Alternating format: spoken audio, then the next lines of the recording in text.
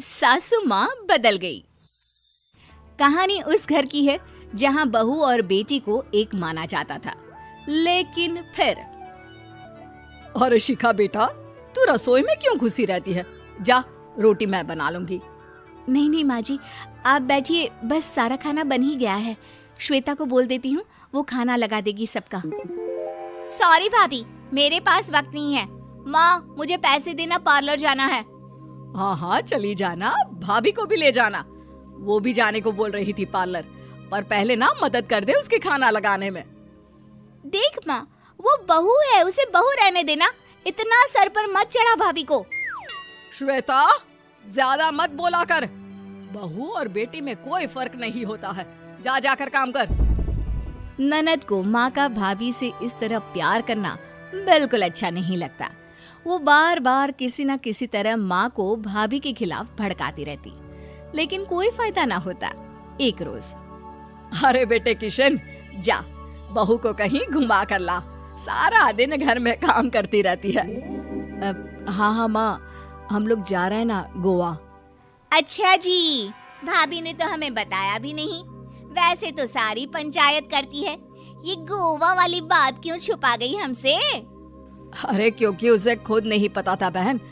मुझे टिकट सस्ती मिल रही थी तो मैंने बुक कर दिया। हाँ शिखा, पैकिंग कर ले, संडे हम जा रहे हैं गोवा। दोपहर में शिखा पैकिंग कर रही थी कि सास आ जाती है। ये क्या बहू, साड़ियाँ? अरे गोवा जा रही है घूमने या फिर शादी में मायके हैं? माँ जी, ऐसा कुछ है ही नहीं, समझ में नहीं आ रहा क्या रखूं कपड़े में। अरे तेरी और श्वेता की साइज तो एक ही है, उसके कुछ मॉडर्न कपड़े ले ले, आकर लौटा देना। हाँ माँ जी, ये ठीक रहेगा। शिखा श्वेता के पास जाती है और उससे कपड़े मांगती है। ना जी ना, मैं अपने कपड़े ना दूं, वैसे भी फैल जाएंगे मेरे कपड़े, बहुत महंगे वाले हैं।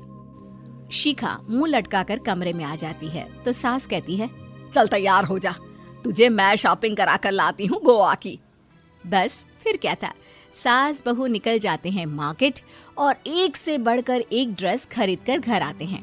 पहले बता देती कि नए कपड़े दिलाने वाली है भाभी को, तो मैं अपने ही दे देती ना भाभी को, मुझे दिला देती नए कपड़े। देख श्वेता, परिवार का मतलब सबके साथ रहना होता है, ना कि सिर्फ अपना सोचना। वैसे भी तुझे अच्छे संस्कार सीखने चाहिए। और रही बात कपड़ों की, तो शिखा, आज से घर पर भी तू मॉडर्न कपड़े ही पहनेगी। कोई जरूरत नहीं है ये साड़ी वाड़ी लपेटने की। अब क्या था, घर पर श्वेता और शिखा एक जैसे रहते। एक बार पड़ोसन आती है। अरे बेटा, अपनी माँ को तो बुलाना, जरा बात करनी है। शिखा सास को बताती है और रसोई में चली जाती है। ये आपकी बेटी बहुत बड़ी हो गई है, इसके लिए एक रिश्ता है, कहो तो बता दूं। ये बेटी नहीं बहू है, घर में सब एक जैसा ही रहता है। वैसे मेरी बेटी भी बड़ी हो गई है, कोई रिश्ता हो तो जरूर बताना। पड़ोसन रिश्ता लेकर उन लोगों के घर आती है। तब श्वेता की होने वाली सास कहती है, तो ये घर है, कितने मंजिल का है? और ये बहू ने आपकी क्या पहन रखा है, जीन्स टॉप? अरे भाई, साड़ी वाड़ी नहीं है क्या इसके पास? देखिए, सर्दी है तो साड़ी में बहू कैसे मैनेज करती, वैसे पहनती है साड़ी भी। देखिए, हम लोग ठहरे पैसे वाले लोग, कोई कमी नहीं है हम लोगों के पास पैसों की, बहुत पैसे हैं, जमीन, नौकर चाकर, कार, सब कुछ है, लेकिन घर में संस्कारी बहू चाहिए, समझ रही हैं ना आप? सास कुछ कहती कि श्वेता बोल पड़ती है, हाय रे, नौकर चाकर से लेकर जमीन, कार, पैसा, हाँ, मुझे रिश्ता मंजूर है मुझे। अरे रुक जा श्वेता, मैं बात कर रही हूँ ना। देखिए, हम लोगों के घर इतनी आजादी नहीं मिलेगी। अरे हाँ कर देना माँ, हाँ कर दे जल्दी से। सास क्या करती, बेटी की शादी ऐसे घर में कर देती है जहाँ ना उनके विचार मिलते हैं और ना ही आचार। शादी के बाद एक रोज फोन पर, श्वेता बेटा, एक बार घर आ जा, बहुत दिल करता है तुझे देखने का। माँ, वो घर पर बहुत काम होता है, कैसे आऊँ? बड़ा घर है, लेकिन आने जाने वालों की लाइन ही लगी रहती है। बेटा मैं तो जानती थी उस घर का हाल, लेकिन तू ही नहीं मान रही थी। माँ देख, हर घर का यही हाल है। तेरी बेटी को यहाँ घूंघट हटाने की परमिशन नहीं है और एक तरफ भाभी स्कर्ट पहनकर घूम रही है। बेटा मुझे क्या पता था कि मेरी बेटी को ससुराल के नाम पर पिंजरा मिल जाएगा। अच्छा माँ, फोन रखती हूँ, सास को गर्मा गर्म रोटी खिलानी है। तुम लोगों की तरह नहीं कि एक रोटी बनाओ, एक सब्जी बनाओ, फिर सारा दिन फ्री होकर घूमो।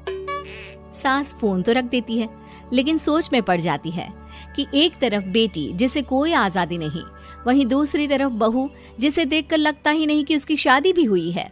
अगले रोज। शिखा, अरे ओ शिखा। हाँ माँ, क्या हुआ? कुछ चाहिए आपको? मैं जिम जा रही थी। जिम के कपड़ों में बहू को देखकर सास को घूंघट में अपनी बेटी का ख्याल आता है। देख बहू, घर में बहू की तरह रहा कर। इतने टाइट कपड़े पहनकर जिम जाना पसंद नहीं मुझे। जा जाकर रोटी बना। रोटी? माँ अभी तो शाम की 6 बजे हैं, इस वक्त रोटी? अब क्या मेरे खाने पीने पर भी पहरा है? अरे जब मर्जी तब मैं अपने घर में खा भी नहीं सकती क्या? बहू को अजीब लगता है। वो समझ नहीं पाती कि जो सास कल तक इतनी सपोर्टिव थी, उन्हें अचानक से क्या हो गया। वो किचन में जाती है, गरम रोटी के साथ 2 तरह की सब्जी, रायता, सलाद सब लेकर सास के पास आती है। माँ जी, खाना। इतना सारा खाना? राक्षस समझा है क्या मुझे?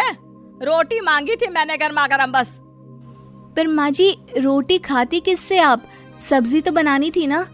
अरे भूख मर गई मेरी तेरी बहस से। जा जाकर काम कर, अंदर पूरी रसोई साफ कर। बहू अंदर चली जाती है। थोड़ी देर में श्वेता घर आती है। अरे शिखा, जल्दी से चाय ला, पकवान बना, मेरी बेटी आई है। अरे नहीं नहीं माँ, ड्राइवर बाहर खड़ा है। मैं तो घर का कोई सामान खरीदने के बहाने यहाँ आ गई हूँ, मुझे जाना होगा। अरे बेटा, पर कितने दिनों बाद देख रही हूँ तुझे, रहने आ जाना 2-4 दिन के लिए। आ जाऊंगी माँ, जब मेरी सास मरेगी तब। मैं तो रोज मन्नत मानती हूँ कि मेरी सास मर जाए तो अच्छा है। अच्छा चल, जा रही हूँ माँ। हे भगवान, कैसे कैसे दिन देखने पड़ रहे हैं मेरी बेटी को। सास अंदर जाती है, जहाँ श्वेता की जिम वाली सहेली का फोन आया होता है। क्या बात है, आज जिम नहीं आई? अरे पता नहीं यार, आज माँ को क्या हो गया अचानक। पर खैर कोई नहीं, लगता नहीं कि मैं अब जिम आ पाऊंगी। शिखा स्पीकर पर बात कर रही थी, जिसे सास सुन रही थी। यार ये सास ना होती ही ऐसी है। मैं तो कहती हूँ बुढ़िया जल्दी मरे और तू आराम से जिए। शिखा को सहेली की बात पर गुस्सा आ जाता है। माँ के मरने की कौन सा बच्चा दुआ मांगता है मोहिनी? आगे से ऐसी बात मेरे सामने मत करना। हमारे घर की शोभा ही माँ है। क्या हुआ जो थोड़ी सख्ती दिखा रही है?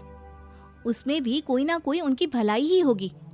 मैं तो कहती हूँ भगवान मेरे जैसी सास सबको दे, जो सिर्फ माँ की तरह है। सास वाली तो कोई बात ही नहीं है उनमें। सास ये बात सुन रही थी। उनकी आंख में आंसू आ जाते हैं कि क्यों वो बेटी की किस्मत में बहू को भी भागीदार बना रही थी। शिखा, अरे ओ शिखा, क्या हो गया? जिम नहीं जाना क्या?